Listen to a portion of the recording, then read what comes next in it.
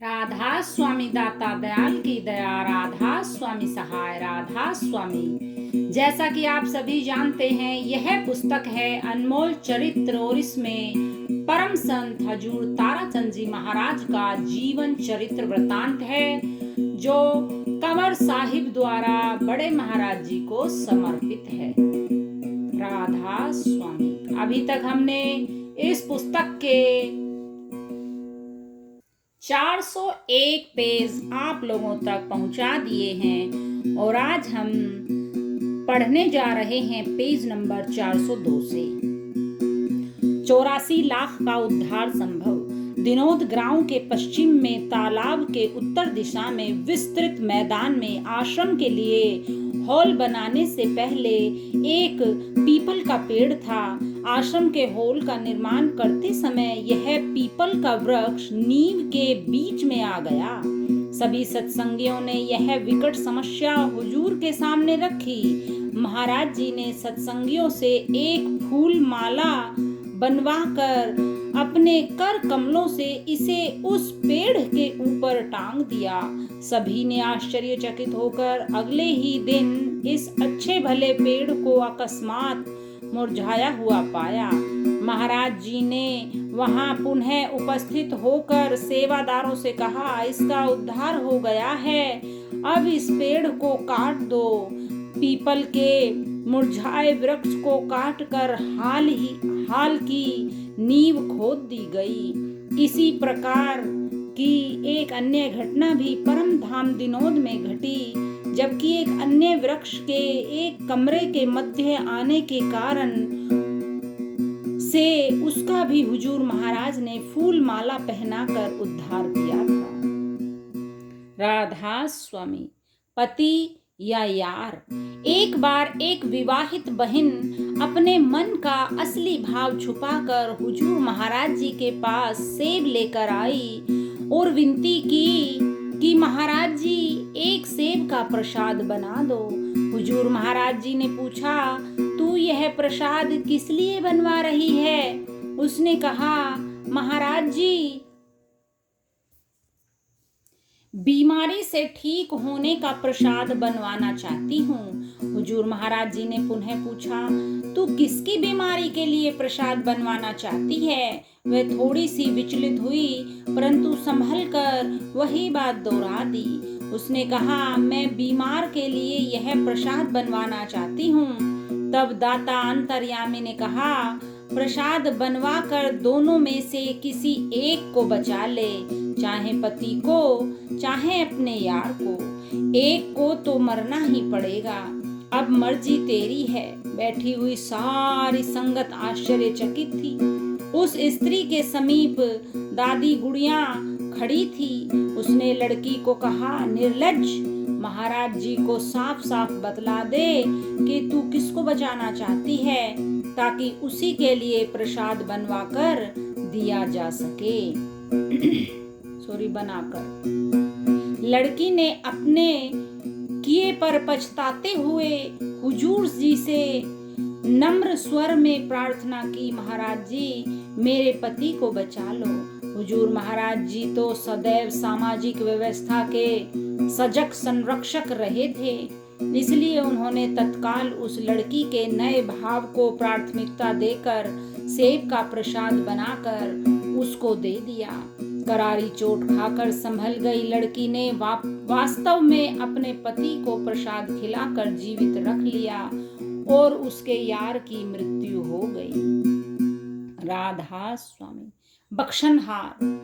वर्ष 1993 के एक सत्संग के बाद भिवानी आश्रम की विशाल छत पर नामदान अभिलाषियों को लंबी लंबी कतारों में बिठाया जा रहा था। एक बहन को उसके किसी पाप के कारण बाहर कर दिया। इस बहन से कारण पूछने पर वह निष्ठुर अड़िग रही कि उसने होश संभालने के उपरांत कोई गलती या पाप नहीं किया है और उसे बिना वजह निकाला गया है। हुजूर ने पैनी दृष्टि उसके ऊपर डालते हुए उसे निर्दिष्ट किया कि सच्चाई का वर्णन करो या जाओ। परंतु वह बहन बिना पूछे ही बोलती जा रही थी, यद्यपि उसकी आवाज धीमी पड़ रही थी। अंतर्यामी महाराज जी ने अस्पताल का नाम, कमरा नंबर, बेड नंबर बताकर पुनः पापमयी करतूत बतलाने व पश्चाताप करने का सुझाव दिया। तब वह सहमी और केवल एक कन्या का गर्भपात अनजाने में करवाना स्वीकार किया। तब दया के सागर ने जोर देकर कहा, क्या कन्या की पेट में रहते हत्या करवाना सबसे बड़ा जघन्य पाप नहीं है? तूने वही किया है। हुजूर महाराज जी ने पुनः पूछा, परंतु वह स्त्री फिर हठ पर उतर आई। फिर हुजूर ने निराला रूप प्रकट करते हुए उस महिला का उसी अस्पताल का दूसरा पाप गिनवाया। फिर तो वह पाप अग्नि में दहकने लगी। अविरल अश्रुधारा बहाते हुए 3 हत्याएं स्वीकार करके पश्चाताप करते हुए बारंबार माफ करने की प्रार्थना करते हुए आगे कभी कोई पाप न करने की असंख्य कसमें खाने लगी। इस पर उन संत शिरोमणि करुणा के सागर ने अपनी कमाई के अथाह भंडार में से तत्काल रत्ती भर दान करते हुए तुरंत उसे भी नामदान बख्शीश में सम्मिलित कर लिया। राधा स्वामी इसे तो सरपंच बना ही देंगे। एक अन्य चमत्कार का वर्णन करते हुए सामान्य निवासी राजबीर जी बतलाते हैं कि सन 1991 में चुनाव की प्रक्रिया शुरू होने पर वह अपने 8 साथियों सहित हुजूर महाराज जी के पास दिनों धाम में सरपंच का चुनाव जीतने के लिए आशीर्वाद लेने पहुंचा। वे सभी काले शीशे वाली बंद बॉडी की जीप में बैठे थे। जो ही आश्रम के अंदर गाड़ी में कौन आया है प्रत्युत्तर में उन अंतर्यामी ने सरल भाव से कहा, कोई सरपंच बनने के लिए आया है, इसे तो सरपंच बना ही देंगे। जब वे पास पहुंचे तो सभी सत्संगियों ने यह बात उन्हें बतलाई। राजवीर के आशीर्वाद प्राप्त करने की प्रार्थना करने पर उन करुणा निधि ने दया करते हुए केवल इतना कहा कि तुम जितने आदमी आए हो उतने ही वोटों से तुम्हारी जीत होगी। वे वहां जीप द्वारा 9 आदमी गए थे। इस प्रकार 9 वोटों के अंतर से ही उसकी जीत हुई। स्पष्ट है कि हुजूर महाराज जी राधा स्वामी दयाल की मौज से कण कण में व्याप्त हैं। सर्वज्ञाता, भूत भविष्य वर्तमान के पूर्ण जानकार व नियंता अंतर्यामी पूर्ण पुरुष थे। राधा स्वामी घर सीमित वर्षा भिवानी आश्रम में पंडित सूरज भान तथा उनकी पत्नी श्रीमती सरोज देवी सत्संग में क्रमशः विद्युत और भंडारे के सेवादार हैं। 1995 ईस्वी में कार्तिक माह का वार्षिक सत्संग भिवानी में शनिवार को और रविवार का था। यह सेवादार अपने घर कितलाना में शनिवार और रविवार और सोमवार प्रातः तक तीनों दिनों के लिए अपने पशुओं का प्रबंध करके भिवानी सत्संग की सेवा में पहुंच गए। वे अपने पशुओं को सोमवार दोपहर तक संभाल कर आए थे। दोपहर को पहुंचकर पशुओं को पानी पिलाना तथा छाया में बांधना था। सत्संग के उपरांत आश्रम के सचिव ने आदेश दिया कि कोई भी सेवादार सत्संग में आए हुए सारे सामान को समेटकर यथा स्थान पर पहुंचाने से पहले सेवा मुक्त नहीं होगा। सो शर्मा जी का सोमवार का भी सारा दिन व्यतीत हुआ और रात्रि होने पर ही घर पहुंच पाए।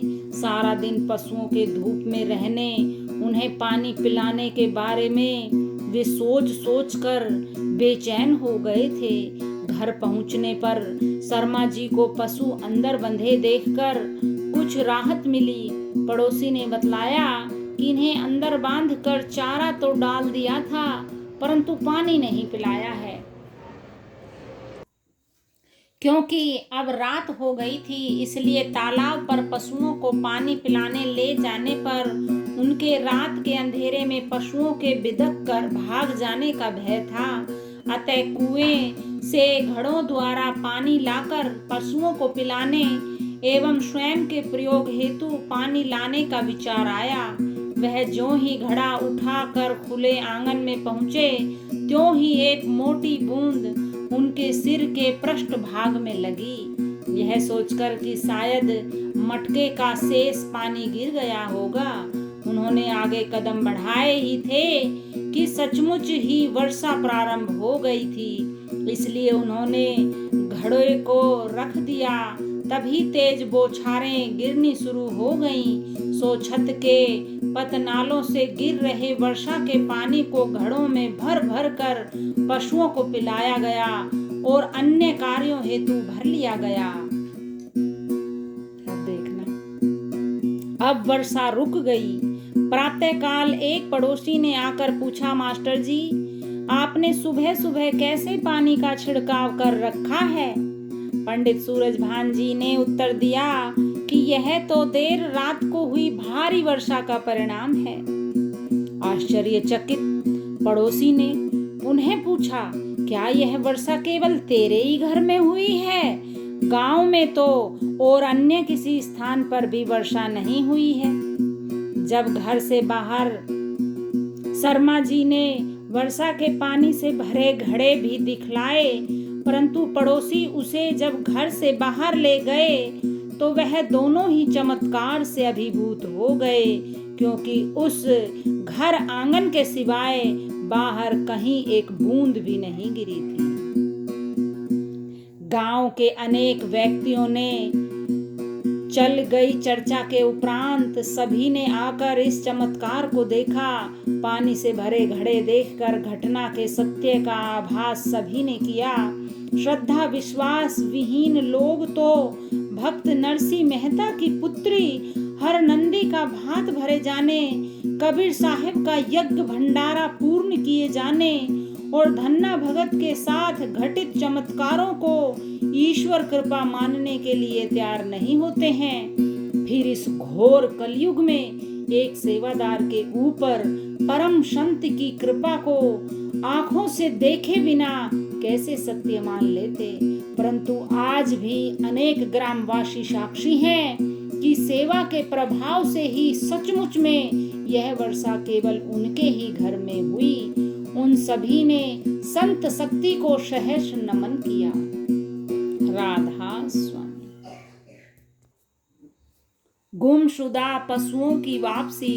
हुजूर फरमाते थे कि आज जो अपने दुख दर्द कठिनाई को लेकर आए हैं, कल यह सब ठीक हो जाने पर उनका श्रद्धा विश्वास पक जाएगा और वे सुमरण ध्यान भजन की ओर प्रवृत्त होकर किसी दिन अपना कल्याण भी अवश्य कर लेंगे। इसी संदर्भ में अनेक सत्संगियों ने अपने जीवन में आई विभिन्न कठिनाइयों, दुख व तकलीफों का समाधान उनके सम्मुख स्वयं प्रस्तुत होकर करवाया है, जिनमें से कुछ घटनाएं उदाहरण स्वरूप प्रस्तुत हैं। प्रथम, दिनोद निवासी एक व्यक्ति का ऊंट गुम हो गया। वह हाथ में नकेल लिए आश्रम में हुजूर महाराज जी से निवेदन करके अपने ऊंट की तलाश करने घर से चला था।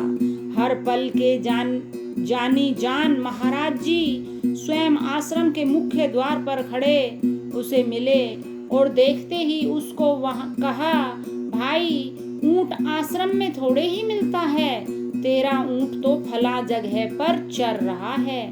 कृतज्ञ व्यक्ति ने महाराज जी की चरण वंदना करके उस जंगल के लिए प्रस्थान किया। निश्चित तौर पर बताए गए स्थान पर उसका ऊंट पेड़ों के पत्ते चरता हुआ मिल गया और वह खुशी खुशी उसे लेकर घर वापस पहुंचा। द्वितीय, सिवाड़ा ग्राम में बुआ सरती भारी श्रद्धा विश्वास से परिपूर्ण हुजूर महाराज जी की सत्संगिन थी। एक बार उसकी कई भैंसें गुम हो गईं। सारा परिवार चिंताग्रस्त इधर उधर के जंगल व गांव में इन भैंसों की तलाश में 2-3 दिन घूमता रहा, परंतु बुआ से जब भी बात होती उसका एक ही उत्तर होता था कि हमारी भैंसें महाराज जी स्वयं ही ला कर देंगे। प्रातःकाल उनिंदी अवस्था में उसे अनुभूति हुई कि महाराज जी साक्षात सामने खड़े होकर उसे कह रहे हैं, बुआ अब तो खड़ी हो, तेरी भैंसें तालाब तक पहुंचा दी हैं, वहां से तो स्वयं ले आ। बुआ सरती उठकर दौड़ पड़ी और कहती चली गई, भैंसें मिल गईं, भैंसें मिल गईं। अन्य परिवारजन आश्चर्य मानकर इस बात पर विश्वास नहीं कर पाए, परंतु बुआ जी तालाब के पानी में से भैंसों को निकालकर जब घर ले आई तो सभी प्रसन्न थे। प्रसन्नता और अधिक हुई कि तीनों ही भैंस नए दूध होकर आई थी। तृतीय, बुआ सरती के परिवार में ही सिवाड़ा ग्रामवासी एक अन्य सत्संगी ने अपनी गुम हुई भैंसों की खूब तलाश की, परंतु वे कहीं नहीं मिली। सत्संगी निश्चित हो बैठा, हुजूर का सुमरन किए जा रहा था कि अब तो भैंसें हुजूर महाराज जी ही वापस ला सकते हैं। अगली प्रातः उसकी भैंसें अपने आप उसके घर पहुंच गईं और सारा परिवार बहुत खुश हुआ। इतने में ही किसी ने आकर कहा, तेरी भैंसों को तो एक दाढ़ी वाला हष्ट पुष्ट व्यक्ति गांव तक हाँक कर लाया और वहां से घर तक मैं ले आया हूँ। तो उस सत्संगी की आंखों से अश्रुधारा बह चली। अब उसको पक्का निश्चय हो गया था कि वे दाढ़ी वाले व्यक्ति उसके स्वयं के सद्गुरु महाराज जी ही थे। सत्संगी तुरंत राधा स्वामी आश्रम दिनोद के लिए चल पड़ा और उसने महाराज जी को घटना का वर्णन सुनाया। तब महाराज जी ने वही बात दोहराई कि यह सब तुम्हारे अपने विश्वास का फल है, मैं तो आश्रम से बाहर कहीं नहीं गया। राधा स्वामी। आज इतना ही। Thanks for watching.